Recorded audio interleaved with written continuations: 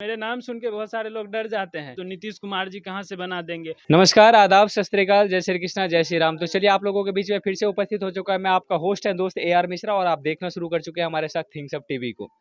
आज हम जिस तरीके से लगातार आपको बैक टू बैक एक पब्लिक के जो एक ओपिनियन है, पब्लिक का जो एक रिस्पॉन्स है, वो किस प्रकार से लोगों का हम लोगों को मिल रहा है।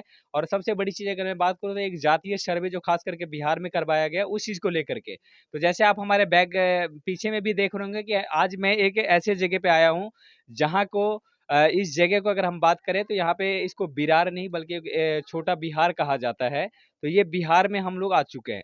तो आज मेरा कहना था कि बिहार में आकर के हम आपको बिहार का जो जातीय सर्वे करवाया गया है उस चीज़ के प्रति हमारे साथ में एक बहुत ही हम्बल पर्सनैलिटी जो है वो मौजूद हैं। खास करके मैं उनसे बातचीत इसलिए करूँगा इसलिए कि बहुत सारी जो वहाँ पे अभी एक गेम कह सकते हैं या फिर एक प्रोपेगेंडा जो है उस चीज़ के ऊपर बातचीत चल रहा है। तो हम उनसे ही बातचीत करेंगे।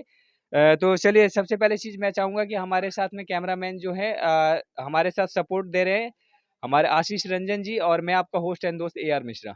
चलिए सबसे पहले तो आपका स्वागत है सर हमारे चैनल में। जी, शुक्रिया। आपका शुभ नाम जानना चाहूँगा सर। विक्रांत। विक्रांत जी एक चीज़ बताइए कि अभी बिहार में जो एक जातीय सर्वे हुआ है, तो इससे क्या लग रहा है कि पब्लिक का जो फ़ायदा है, वो पब्लिक को कुछ इसका फ़ायदा होने वाला है? हाँ, पब्लिक को जरूर फायदा होगा इस सर्वे से, क्योंकि देखिए पब्लिक अगर तुरंत इससे कोई फायदा ढूंढेगी तो पब्लिक को शायद इससे फायदा नजर नहीं आए। पर एक लंबे समय अंतराल के बाद अगर देखा जाए तो पब्लिक को ये जातीय जनगणना बहुत फायदा पहुंचाएगी। तो सर जो अभी मैं बात करूँगा बिहार सरकार जिस तरीके से एक काम कर रही है कि जाति के आधार पे वो ये बताना चाह रही है कि हम जाति के आधार पे सर्वे करेंगे, है ना? तो जाति के आधार पे क्या लग रहा है कि ये जो एक सर्वे करवाएगा उस चीज़ के आधार से जाति के हिसाब से क्या लग रहा है वहाँ पे विकास हो पाएगा कि नहीं हो पाएगा? देखिए, इसका नाम दे दिया गया है जातीय जनगणना।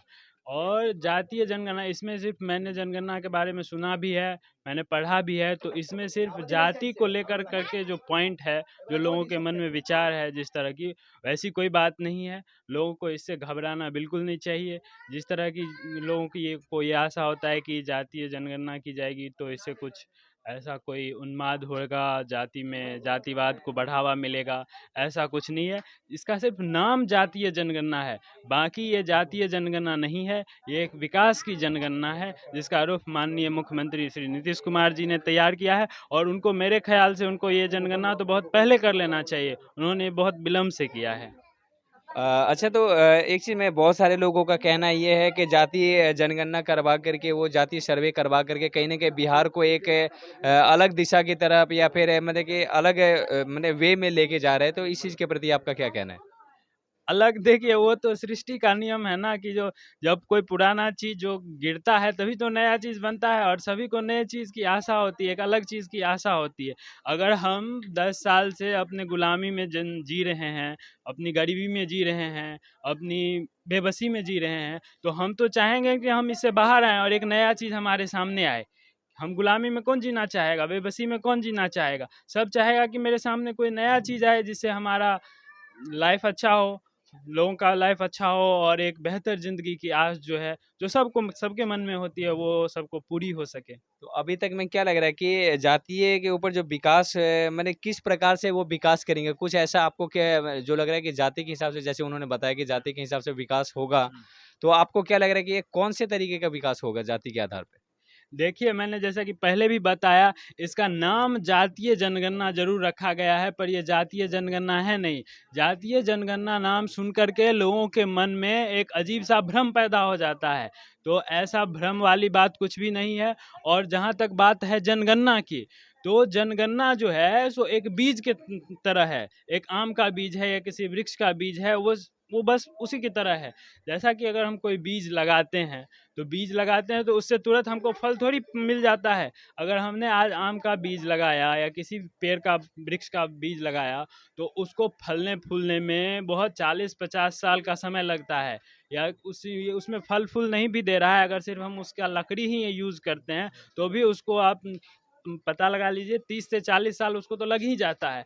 तो अगर हम चाहेंगे सब जो तुरंत हमने बीज लगाया और तुरंत उसका फल हमको मिले, तो ऐसा तो भगवान ने ही ऐसा नियम नहीं बनाया है, तो नीतीश कुमार जी कहाँ से बना देंगे।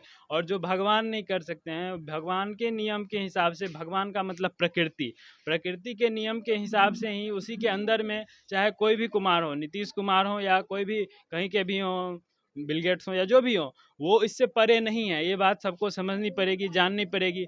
और ये जो आशा लगाया जा रहा है ना कि नीतीश कुमार जी ने जातीय जनगणना किया तो इसका क्या फ़ायदा होगा, क्या नहीं फ़ायदा होगा, ये ऐसा लग रहा है कि नीतीश कुमार जी को पत्थर फेंका जा रहा है। नीतीश कुमार जी अच्छे से बैटिंग कर रहे हैं, भाई नीतीश कुमार जी बैटिंग कर रहे तो आप उनको बॉल फेंको ना, पत्थर क्यों फेंक रहे हो, ये एकदम। और जातीय जनगणना मेरे हिसाब से बहुत बिल्कुल सही है, सटीक है और बहुत ही व्यवस्थित बात है।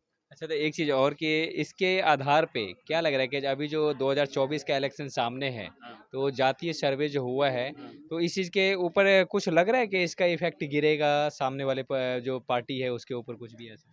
देखिए, मुझे पार्टी का और दलों का तो ज़्यादा अनुभव नहीं है, पर जहाँ तक मेरी बुद्धि कहती है और मेरा अनुभव कहता है, तो लोग तो आप देख ही रहे हैं, आपने जगह-जगह घूमा होगा, तो आपने देखी, आपको बहुत से लोग ऐसे भी मिले होंगे जिन्होंने इसकी कड़ी आलोचना की होगी कि ये एक बहुत ही अच्छा चीज़ नहीं है, आपको तो ऐसा नज़र में ज़रूर आया होगा। तो ये सब आप खुद देख सकते हैं, मैं इस बारे में ज़्यादा क्या बताऊँ। लेकिन सर, मैं एक चीज़ आपसे थोड़ा-सा राय जानना चाह रहा था कि जाति में एक तरीके से आपने आंकड़ा जारी कर देना कि ब्राह्मण इतना परसेंट या फिर राजपूत इतना परसेंट या फिर यादव इतना परसेंट, तो ये माने क्या दर्शाना चाह रहे हैं ख़ास करके बिहार की जो सुशासन बाबू की सरकार है? देखिए, इसमें जाति, देखिए कोई भी जो बच्चा आता है उसमें, तो उसमें हम क्लास में पढ़ने जाते हैं, तो क्लास में पढ़ने जाते हैं तो क्या होता है, टीचर हमारे अटेंडेंस लगाते हैं। तो अटेंडेंस लगाते हैं तो टीचर के नज़र में ये पता चल जाता है अटेंडेंस लगाते वक्त ये बच्चा आया है कि नहीं। अगर ये बच्चा आया है तो टीचर को पता होता है, क्लास टीचर को, कि ये इस बच्चे का जो है सो पढ़ाई में कितनी रुचि है। तो जाति का जो चीज़ है वो एक इसी तरह से उसको आप मान सकते हैं, ठीक है। नहीं, नहीं सर, यहाँ पे इंटरप्ट करना चाहूँगा मैं आपको कि ये देखिए सर, जाति एक जनगणना अलग चीज़ है। हाँ। आप जो बता रहे, अगर वहाँ पे ये चीज़, अगर वो शिक्षक ये बोलना शुरू कर दे कि ब्राह्मण का लड़का इतना आया है, राजपूत का लड़का इतना आया है, तो ये आपको कहाँ तक सही दिख रहा है? नहीं, ब्राह्मण का नहीं, मेरा बात आप नहीं समझे। मैं ये नहीं कहना चाह रहा था, मैं ये चाह रहा था कि जो अगर टीचर आता है क्लास में, तो टीचर जो अटेंडेंस लगाता है तो उसको ये पता है कि ना कि किस लड़का, कौन लड़का आया है, तो इस लड़के की जो पढ़ाई की स्तर है वो कैसी है, इस बात से तो पता चल जाता है ना। तो अगर जातीय जनगणना जो होगी तो, और जाति क्या होता है, जाति क्या होता है, जाति जो है सो धर्म से, विचार से, एक पुरानी परंपरा से जुड़ी हुई चीज़ है। तो उस आधार पर जो है एक डाटा तैयार होगा, सरकार को ये पता चलेगी कि मेरे देश में या मेरे अंदर जो है सो इतने इस विचारधारा के लोग हैं, इतनी हैं, इस विचारधारा के लोग इतनी हैं। जाति का विचारधारा से तो बहुत गहरा रिश्ता होता है, ये बात आपने भी समझा होगा और जाना होगा। तो सरकार को अगर पता चलेगी कि इस विचारधारा के इतने लोग हैं, इस विचारधारा के इतने लोग हैं, और उसमें जाति नहीं है, उसमें उनकी आर्थिक स्थिति, उनकी नौकरी पेशा, मैंने इसके बारे में पढ़ा है कि सिर्फ उन्होंने जाति के बारे में नहीं कि भाई ये जाति इतना है, ये ब्राह्मण का इतना है, या राजपूत का इतना। जब सर्वे करने के लिए आता है तो ये भी पूछा जाता है कि आपके घर में एम्प्लॉयड कितने हैं, नॉन एम्प्लॉयड कितने हैं, है कि नहीं, कोई सरकारी नौकरी में है क्या, पूरा डिटेल, इकोनॉमिकल डिटेल भी जो है वो पूरा उसमें दिया जाता है जनगणना में।